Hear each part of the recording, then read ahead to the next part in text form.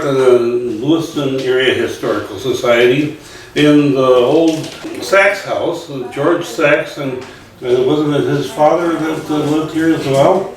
And it goes back to the lumbering days in the 1890s, and we had a house next door to this place, a museum, and so the house that we had was torn down in the 70s, but introduce yourself. You're one of the coordinators here? Yeah, I'm the new coordinator. You know, I'm supposed to be Linda, but don't expect too much from me, the Miss Historian that she is. So I'm Julie Giorgano. I have been an artist my whole life. I've owned an art gallery, art studio, had a TV show on cable, and been in Better Homes and Gardens, Detroit Monthly Magazine, and here I am to bless this community with new marketing skills. No marketing skills, huh? Real marketing skills. That's very nice, yeah.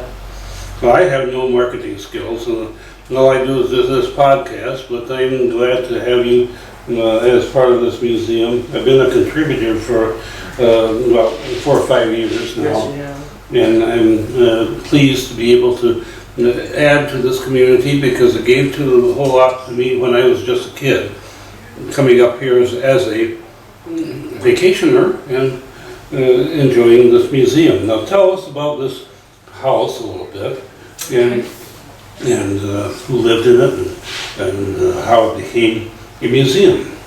The building was donated by the Sachs family, and I'm not sure the year. Do you know? I think it was in the late 70s. Yeah, I thought so too.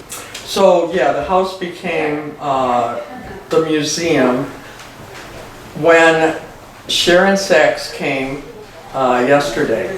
She walked me through the house and it was wonderful because she was like, well, we didn't use the front door. This was closed off completely. This was in the back where the office is was Michael's bedroom.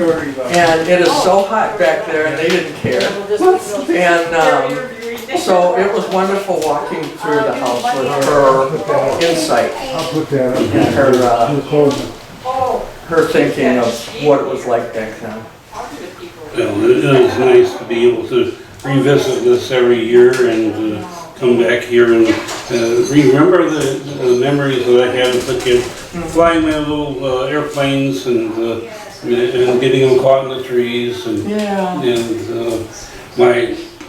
I do have a memory of the house, which we had growing up. It was kind of an old ramshackle place. Okay. It was big. We had, at one point in time, slept 16 people in that house. Wow, that's amazing.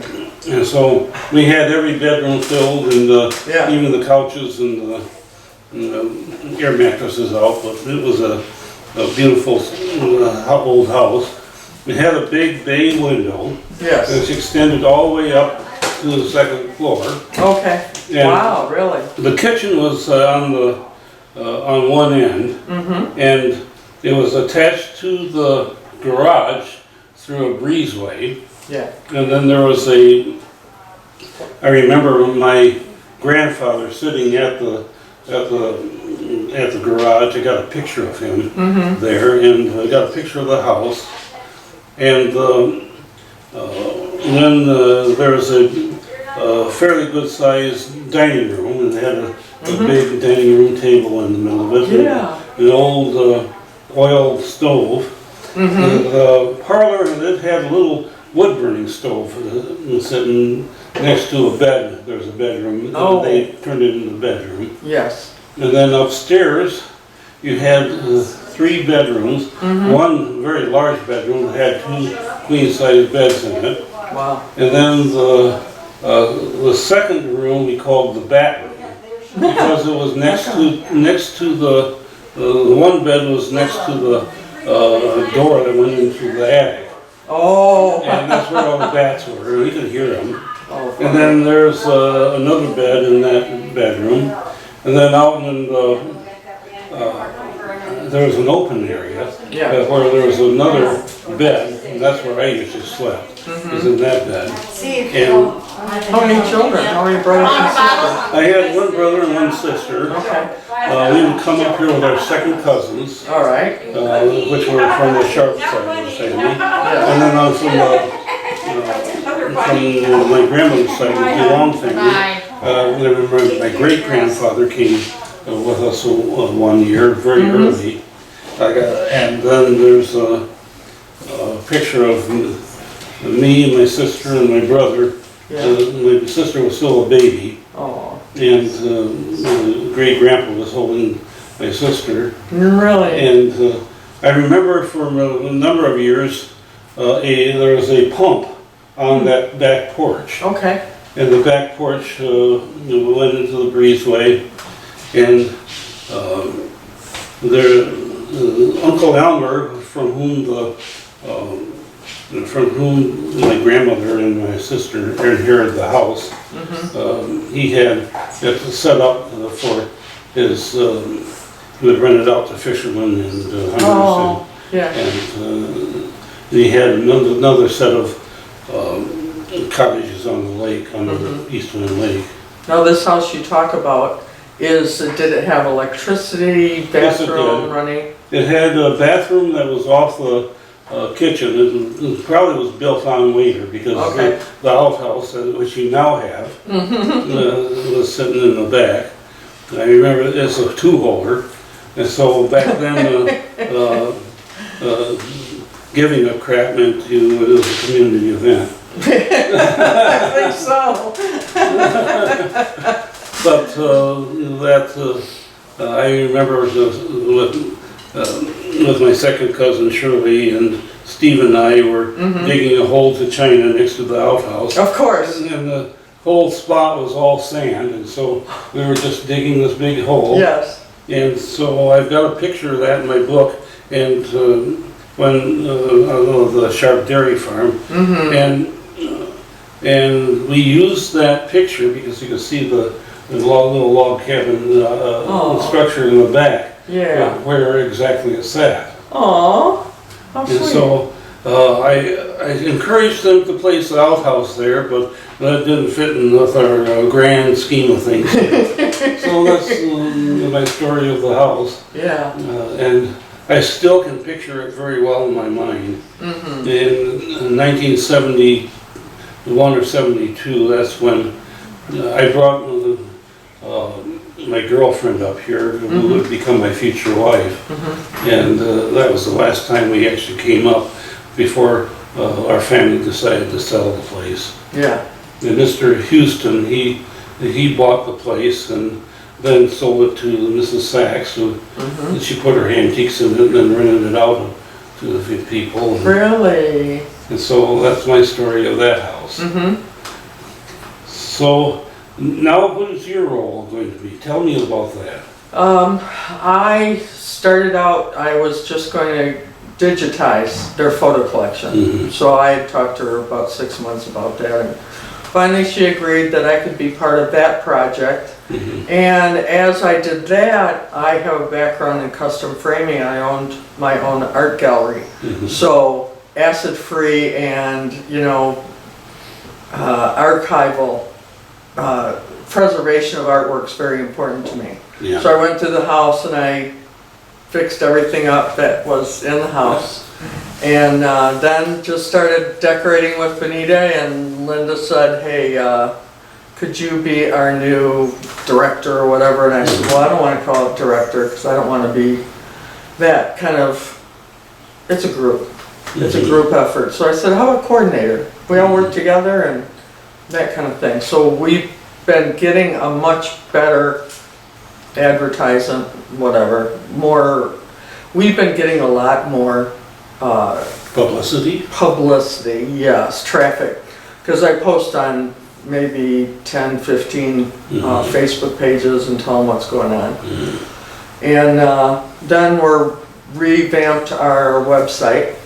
And then later on, Linda's son, Adam, is going to be doing things with us where you push the button and each thing will tell you a little bit about the room or about some of the things in the room.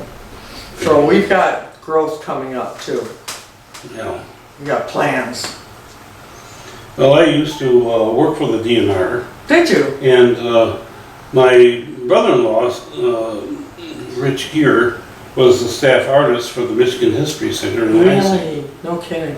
And so I've had him up here a couple of times, and we talked a little bit about museum stuff and what he did.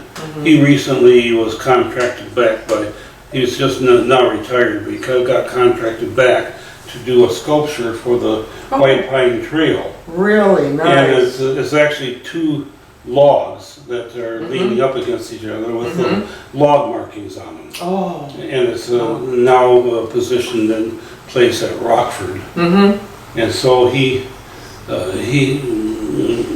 has a lot of that type of thing that he did at the museum, where he designed the trees that were in the museum. He would make a mold around a real tree and then use it as a pattern. And that's what he did with this thing. And the logs are styrofoam, but with this plaster coating. That Okay. he made a mold of the tree, and so it looks real. Does it? So I appreciate my brother-in-law for doing all that. And one of my suggestions, I think, would be cool for your museum is to collect stories from different people Yes. who are the old timers. Yes. And like what we're doing here, and get a perspective of what life was like years ago.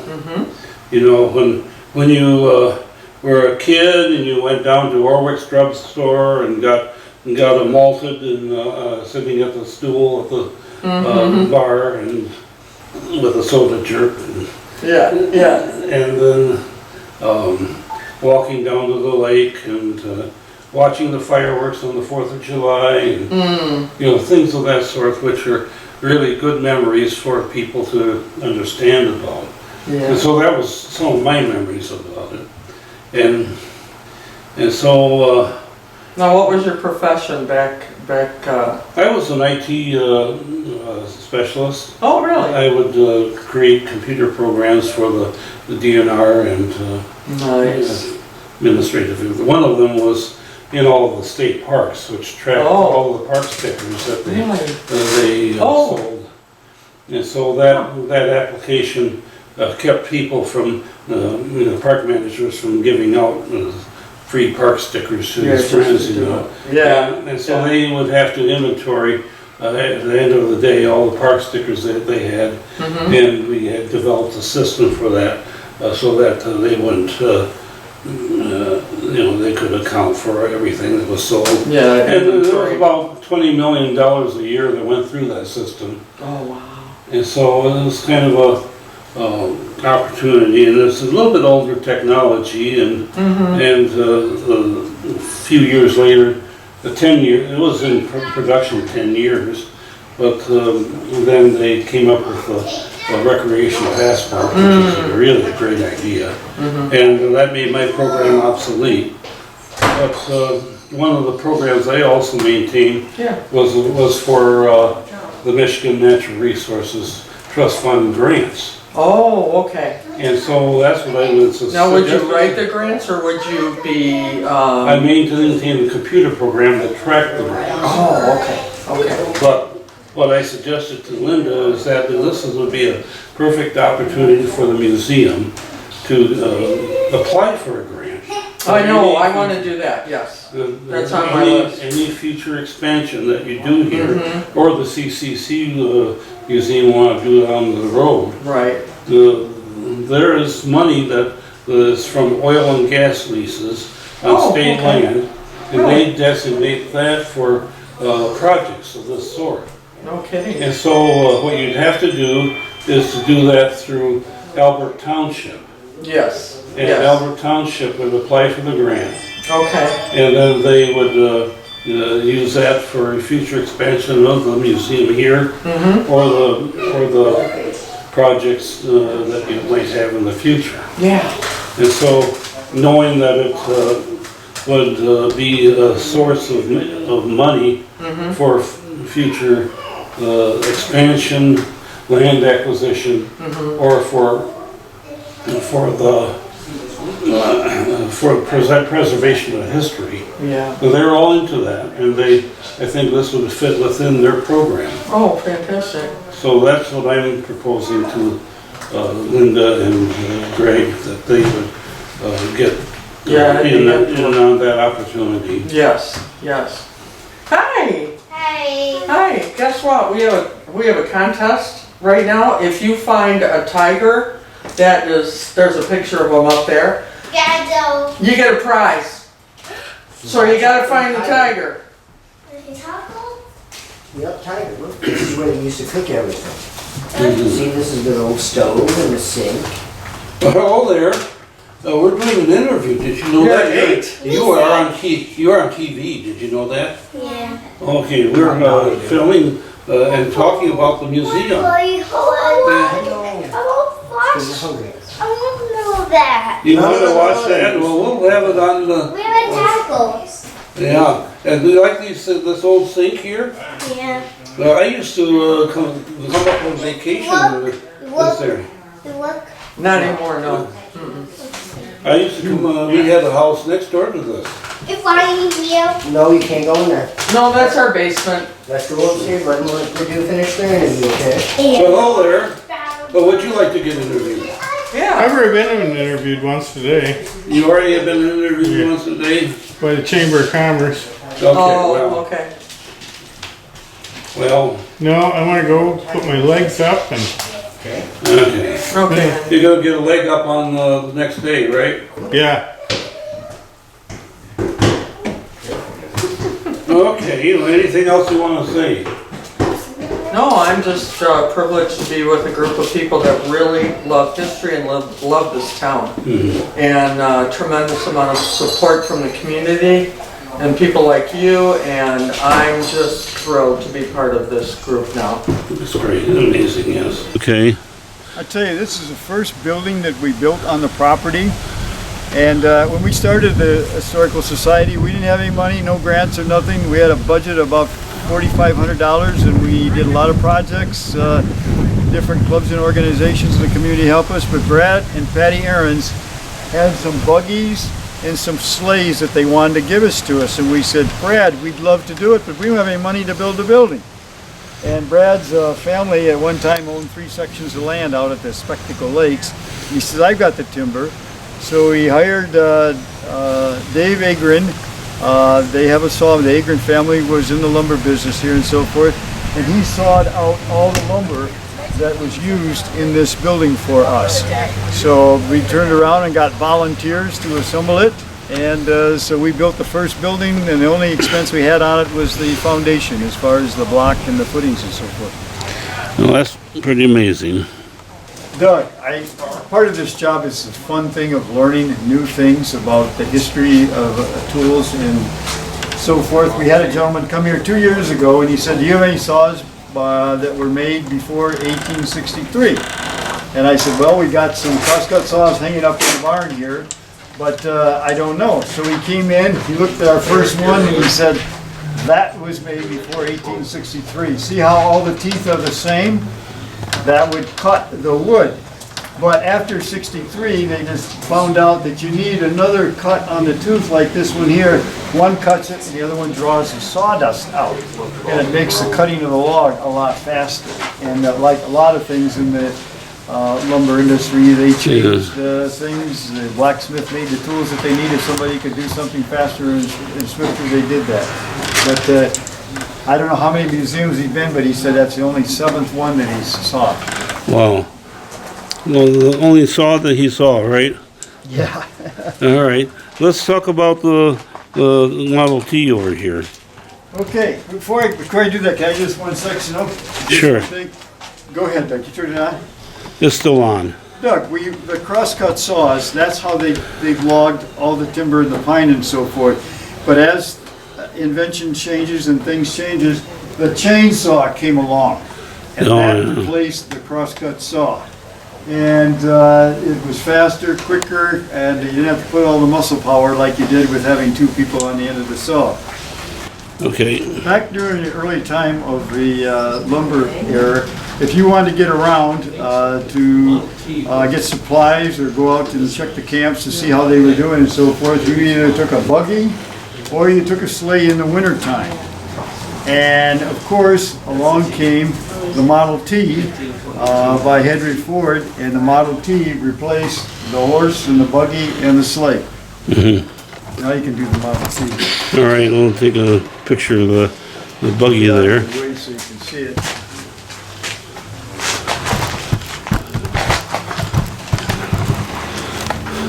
Want to tell a little bit about it? Sure, start talking about it. Doug, this is a 1923 Model T. Now, David Nealon, who lived in the house, bought a Model T while they were doing the Mickelson Hanson Lumber Company, and the Model T was delivered over into Petoskey. So him and his wife had to go over and pick the Model T up. But the thing of it was, when he got back here, his wife had a big black eye and a bruise on her face. The roads going over there were not that good, and he was driving too fast, and they got into several bumps, and she got her head banged on the windshield of the car. The nice thing about this is a car that came from the Lundeen family, and they were one of the Herman Lundeen was one that was very active in the operation of the mill here. And this particular one, this is a later model, but this was in our car club, Barry Raby and Mark Helzer found this over on West Wind Lake in the garage. And they were using it for deer hunting, going through the trails and so forth. And so they bought it from the family, they completely redone it, and it's just a beautiful piece. Mark put everything in it that he made all the reseals on it and stuff, and it runs really well. We haven't run it recently, but Mark was here about 3 years ago. He came back, lives in Florida now, and he gave all the officers and so forth a ride in it at that time. Now, did you ever explain how to drive the Model T? I can't. Can I do that? Okay. I'll tell you what, let's look inside here. All right. You have to get in on the passenger side. The other side is completely solid. You have to get in on this side. But there's 3 pedals that are on the floor. Actually, and there's a parking brake. The long lever, that's the parking brake. The first pedal there is high and low. When you push that in, it'll either, if you're in high, it'll put it down to low, or if it's in low gear and you're running, it'll put it into high. The second one is reverse. So when you want to go in reverse, you put the center pedal in, push it in, and that'll have it go in reverse. And of course the far side here is the brake. Now they really control the speed and so forth with the throttle and so forth that was on the steering wheel and so forth. One of the things that's really interesting in this, when we first got it and they had redone it, it's got gas lights on here, but it's also got electric lights in the front. Okay. And I didn't know why they would have 2 sets of lights on the car. In some of the cities, you could only use the gas lights because the electric were too bright for the horses. It scared them. Yeah. And another unique thing about this actually has a battery in it too, and it has a button. It has an electric start, but it's got a crank in the front as far as cranking it and so forth. Now, we had a 1914 Model T in the museum in Lansing. Oh boy. And I'd talk about how to start it, had to pull out the choke, Yeah. and you'd have to set the timing, which is timing and the throttle, yeah. other lever. Lever there, yep. And then you would have to go over and crank it with your left hand. Otherwise, you might hurt yourself because it might backfire. Backfired, break your arm. Yeah. And so then after it started, it would start to chug, and you had to then set the timing back up and push the choke back in, and then it's ready to roll.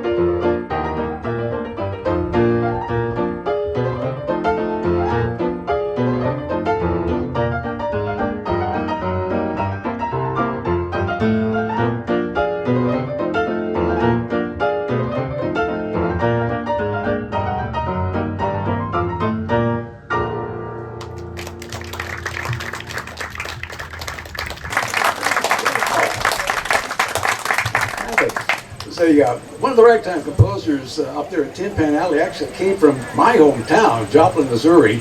One of our favorite sons down there, still to this day. Percy Lenrick was his name. Wrote a lot of the big hits from Tin Pan Alley back in the day. Most of them kind of sentimental songs, things like Put On Your Old Gray Bonnet, When You Wore a Tulip, Moon Sailing Along on Moonlight Bay. Wrote a lot of really good ragtime too. This is one of them, a tune called Dixie Kicks, which is a rag two-step Dixie Kicks by Percy Lenrick.